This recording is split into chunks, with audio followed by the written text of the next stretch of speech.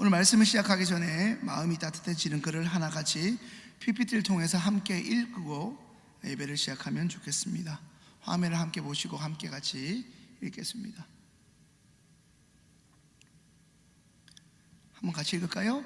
세상에서 가장 현명한 사람은 항상 배우는 사람이요, 세상에서 가장 강한 사람은 자기를 이기는 사람이며, 세상에서 가장 행복한 사람은 모든 일에 감사하는 사람이다.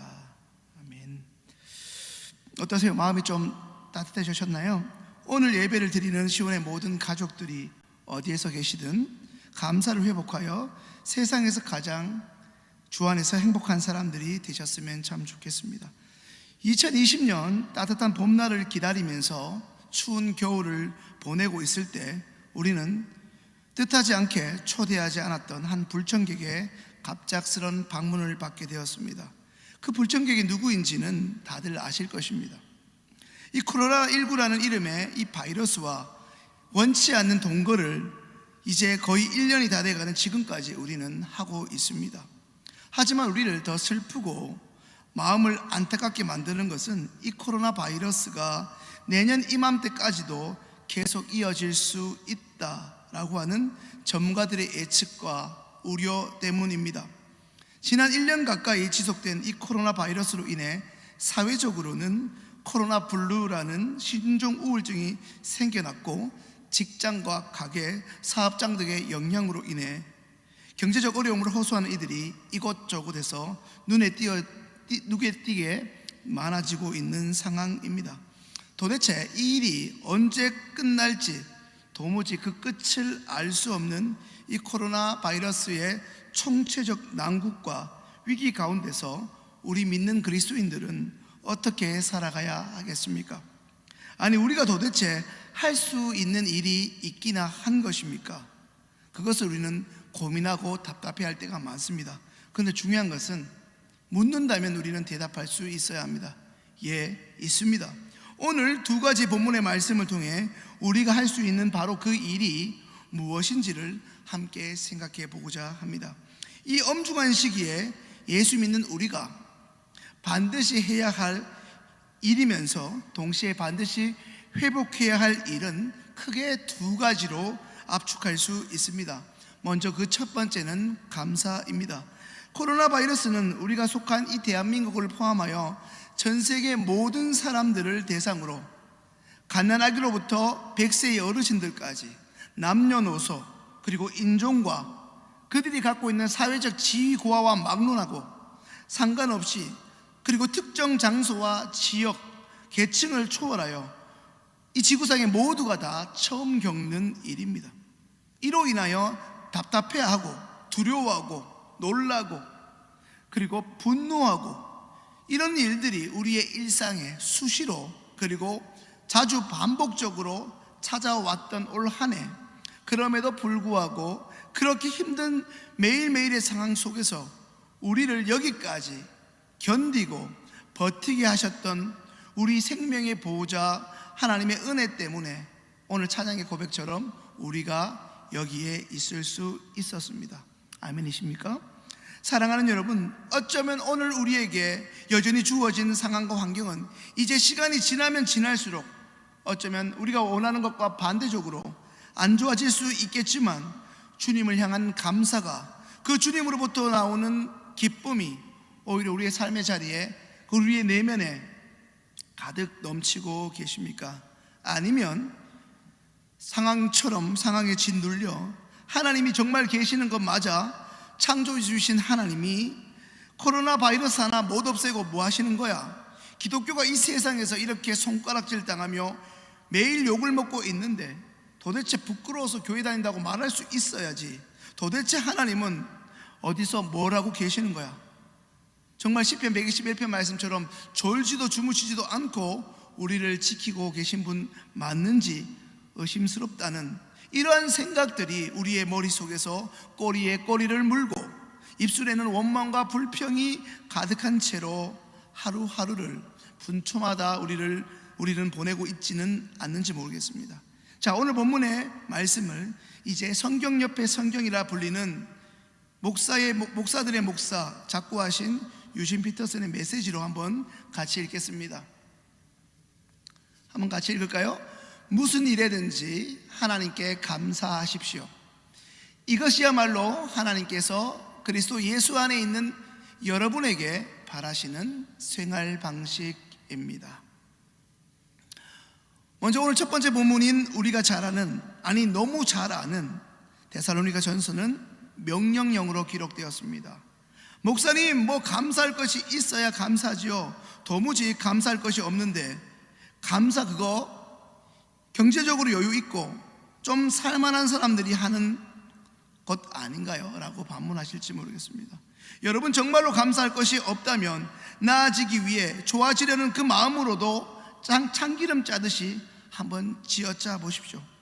그렇게 하다 보면 정말 생각지도 못한 감사한 일들이 올 한 해 동안 참 많았구나, 내 힘과 내 의지로 산 것 같은데 하나님이 그때마다 나를 이기게 하셨고 좋은 생각을 하게 하셨고 좋은 생각이 떠오르게 하셨고, 그리고 어떻게 알았는지 내 주변의 사람들에게 문자로, 카톡으로, 그리고 목회자를 통해서, 예배를 통해서 위로하고 권면하셨구나 깨닫게 될 것입니다.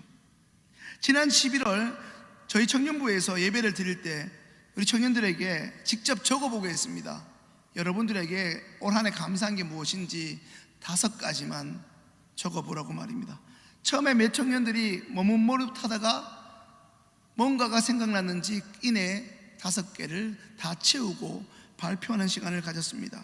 사소한 것부터 실로 놀라운 감사들이 터져 나왔습니다. 뭐 예를 들면 우리 엄마가 우리 엄마라서 너무 감사하다, 뭐 이런 것까지 있습니다. 사소한 것에서 감사를 회복한 것이죠. 여러분은 우리에게 어떻게 하면 우리에게 낯설고 꽤나 어색한, 우리가 그렇게 많이 듣고 잘 아는 감사지만 어쩌면 이렇게 안 되고 어색하기만 한 이 감사의 명령을 순종하면서 우리가 삶의 자리에서 지켜갈 수 있겠습니까? 간단히 2가지만 말씀을 드리겠습니다. 첫 번째는 감사를 선택하는 것입니다. 하나님이 말씀하신 이 명령의 감사는 매 순간 내 상황과 내 환경을 계산하고 분석하는 것이 아니라 오늘 말씀처럼 하나님이 나에게 허락하신 모든 상황과 어떤 일에든지 무조건 감사하기로 결단하고 감사할 것을 찾기로 선택하는 것입니다. 그리고 2번째는 감사를 훈련하는 것입니다. 결코 감사는 이미 여러분들이 아이들에게 가르쳐도 보았겠지만 잘 안 됩니다. 저절로 되지 않습니다. 원망과 불평은 누가 가르쳐 주지 않아도 너무나 쉽게 1초 만에 터져 나오지만 하나님이 명하신 감사라는 것은 반드시 우리의 의지적인 훈련이 필요합니다. 인생을 살면서, 아이를 키우면서, 직장생활을 하고 사업장을 일구어 가면서 수많은 아픔을 거치고 넘어지고 깨어지면서 그러한 시행착오를 겪으면서부터 습득되고 터득되는 것이 이 감사이기 때문입니다. 여러분, 오늘 본문의 말씀처럼 무슨 일이든지 언제 어떤 상황에도 감사할 수 있는 믿음의 사람들이 되실 수 있기를 바랍니다. 여러분, 감사가 바로 하나님의 능력을 가져옵니다.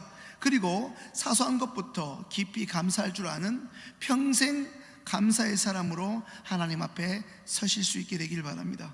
무엇보다 어떤 상황 속에서도, 좀 전에 불렀던 찬양 고백처럼 어떤 상황 속에서도 예배하겠다는 것은 어떤 상황 속에서도 하나님께 감사하겠다는 것인데, 그렇게 살아가는 시온의 가족들이 되시기 바랍니다. 시편 말씀처럼 이제껏 우리와 함께 하신 그 하나님을 향한 감사가 이제 우리를 매 순간 살리는 기적의 통로요 비결임을 잊지 마시기 바랍니다. 이제 2번째 본문 누가복음 말씀입니다. 누가복음 말씀도 함께 메시지로 읽겠습니다. 하나님께 돌아오지 않으면 너희도 죽을 것이다. 또한 며칠 전 실로암 탑이 무너져 덮치는 바람에 거기에 깔려 죽은 18명의 예루살렘들이 다른 모든 예루살렘, 다음 장이요, 예루살렘 사람들보다 더 나쁜 줄 아느냐? 전혀 그렇지 않다. 하나님께 돌아오지 않으면 너희도 죽을 것이다. 하나님께 돌아오지 않으면 너희도 죽을 것이다.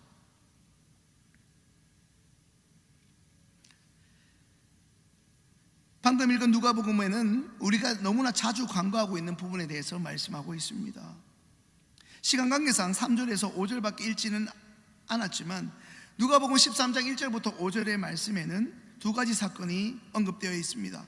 정확하게 말하면 몇몇 사람들이 예수님께 나와 한 가지 사건에 대한 예수님의 생각, 다시 말해 해석을 부탁하는데 그것을 설명하시면서 한 가지 사건을 더 붙여 우리 예수님이 그들에게 이야기하시는 대목입니다. 이 일의 배경을 잠깐 설명하면 당시 이스라엘을 지배하던 로마, 그 로마 황제가 파견시킨 로마 총독은 사마리아 지역에 우리가 잘 아는 가이사라는 곳에 머물다가 그곳의 치안을 유지하기 위해 예루살렘의 안토니아 요새에 머물렀습니다. 그 요새에서 성전뜰에 있는 이스라엘 사람들을 감시하는 것입니다.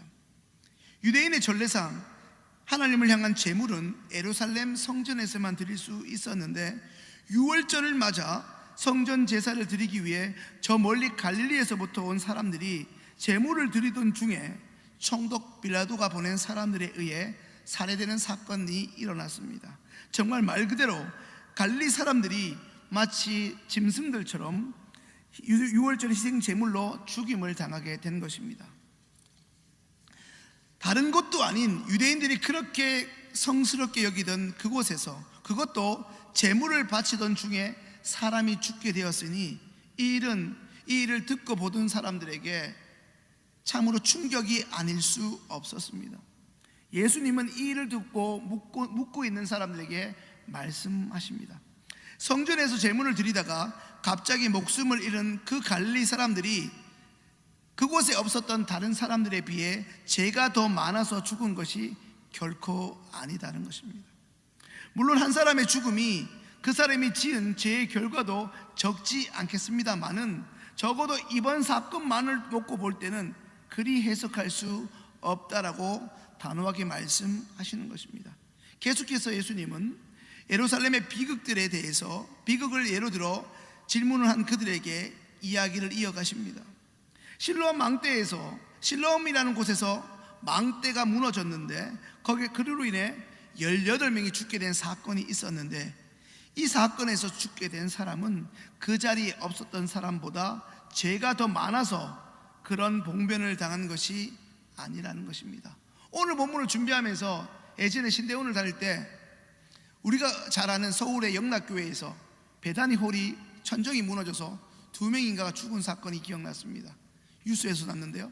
그럼 그때 예배를 드리러 오셨는지 뭐 때문에 교회에 오셨는지 모르겠지만 천정이 내려앉아서 죽은 그 두 사람은 죄가 많아서 죽은 것입니까?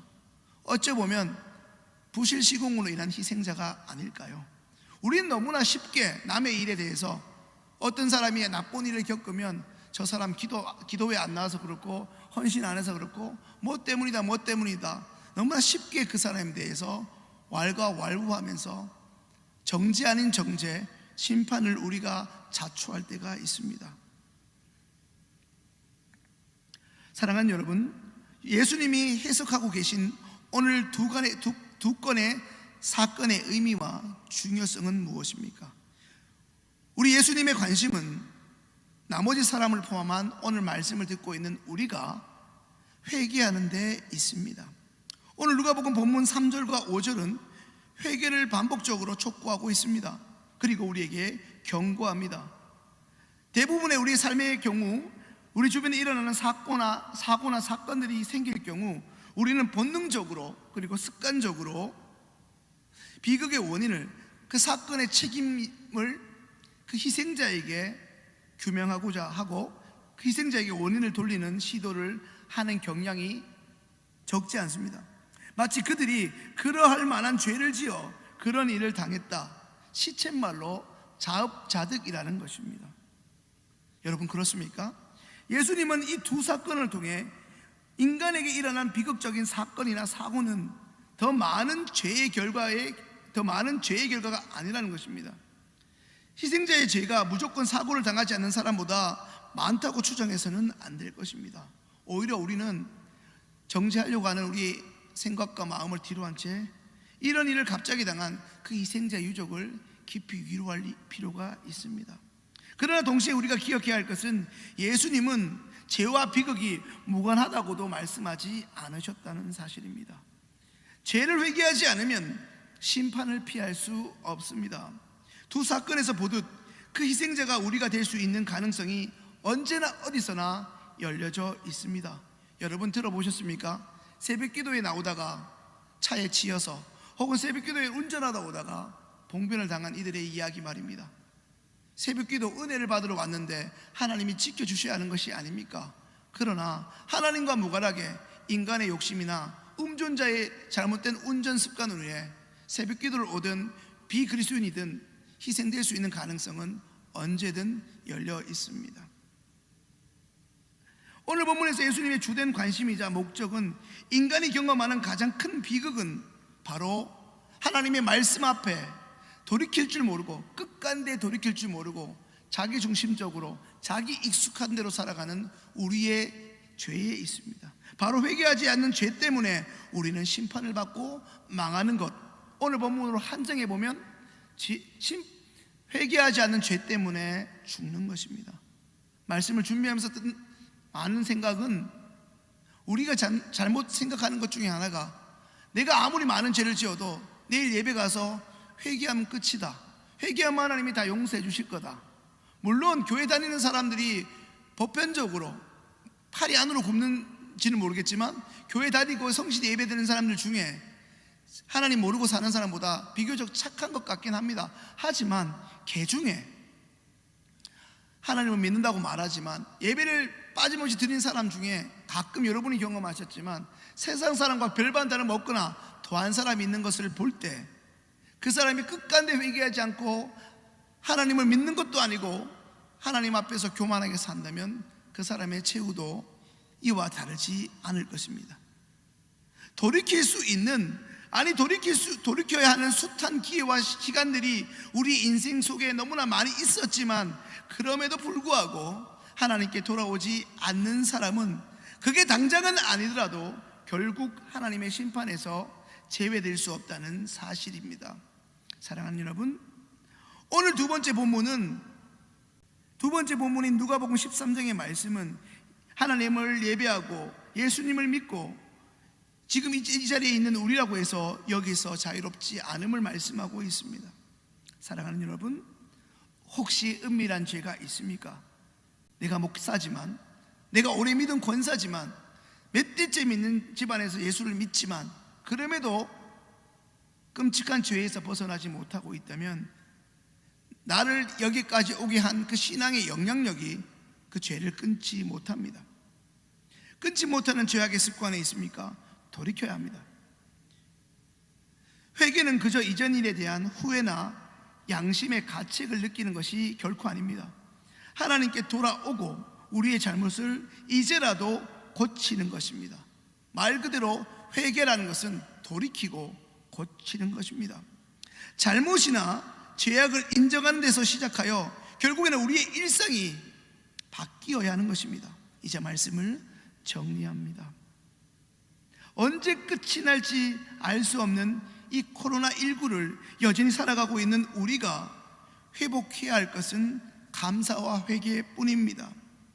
이 둘은 각각이 아니라 한 짝입니다.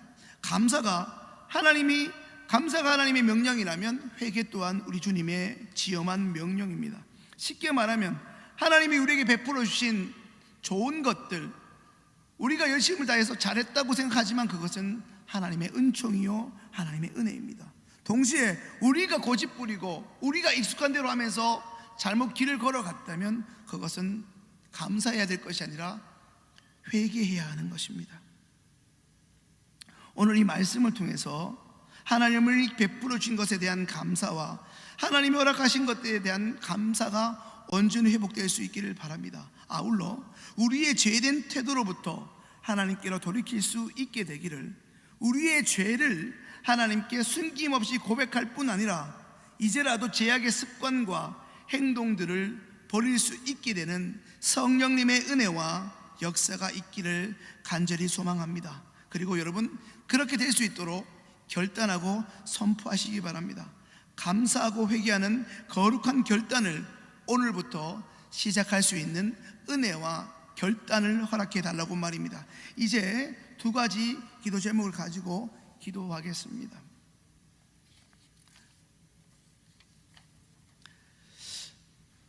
먼저 감사와 회개로 기적을 경험하도록 기도합시다. 감사를 선택하고 감사를 훈련하는 우리의 매일의 삶이 되도록 기도합시다. 후회와 자책이 아닌 돌이킴과 고침의 거룩한 변화가 날마다 우리의 삶 가운데 이어지도록 한번 같이 기도합시다. 하나님, 은혜 가운데 이 말씀을 듣습니다. 하나님, 코로나가 언제 끝날지 알 수 없습니다. 그러나 이 코로나를 우리가 극복할 힘이 없습니다. 우리가 이것을 소멸시킬 힘이 없습니다. 그저 우리에게 주어진 것은 범사에 감사하는 것, 우리에게 주어진 모든 것, 대상들, 사건들, 그 모든 것에 대한 감사, 모든 일들을 행하신 주님에 대한 감사, 감사를 선택하고 감사를 훈련할 줄 아는 우리의 매일의 삶이 되게 역사하여 주시고, 또 회개를 명하셨사오니 후회와 자책이 아닌 이제는 주께로 돌이키고 주의 명령대로 돌이키고 불순종해서 돌이키고 죄된 습관에서 고치고 돌이키는 역사가, 그 죄의 모습들을 끊어버리는 삶의 역사가, 그리하여 날마다 우리가 변화되는 역사가 이제 우리의 결단이 일어나게 하여 주옵소서. 성령의 강권적인 역사로 인하여 변화들이 일어나게 하여 주시옵소서. 성령의 강권적인 역사로 인하여 충만하게 하여 주옵소서. 감사 회개가 일어나게 하여 주옵소서.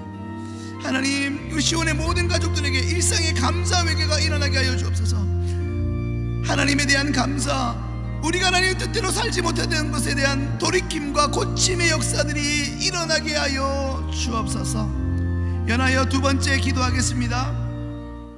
코로나의 종식을 위해서, 그리고 시원손교회를 위해서 기도하겠는데, 대한민국의 모든 국민들에게 지혜와 인내를 허락하여 주시도록, 그리고 시온의 가족들에게 영육의 강건함과 삶의 모든 어려움에서 보호하여 주시도록 한 번 더 기도하겠습니다. 하나님, 코로나 종식을 위하여 기도합니다. 우리의 힘으로 할 수 없사오니 하나님, 우리 죄를 토설하게 하시고 이 땅을 고쳐주시옵소서. 하나님, 연약함으로부터 자유케 하여 주시옵소서. 시온 성교회를 지켜주시옵소서. 시온의 모든 가족들에게 영육의 간건함을 허락하여 주옵소서. 삶의 모든 어려움에서 보호하여 주옵소서. 지치지 않게 하시고 믿음에서 떠나지 않도록 은혜를 더하여 주시옵소서. 은총을 내려 주옵소서. 참 좋으신 사랑의 하나님, 벌써 세 번째 하나님 예배가 하나님 비대면으로 드려지는 안타까운 상황 가운데 있지만, 그래도 이렇게 온라인으로서 예배드릴 수 있는 믿음 주시니 감사합니다. 들려주신 말씀대로 감사 회개로 하나님이 허락하실 때까지 이 코로나를 잘 이겨낼 수 있는 감사할 것들이 많아지고, 회개로 인해서 이제 하나님의 통로로 살아가는 복된 인생들 다 되는 우리 시원성교회 모든 교인들 되게 하시고, 어려움 속에서 경제적으로 신체적 어려움에 당해 있는 모든 가족들을 성령의 권능으로 고치시고 싸매어 주옵소서. 감사하며 예수님의 이름으로 기도합니다. 아멘.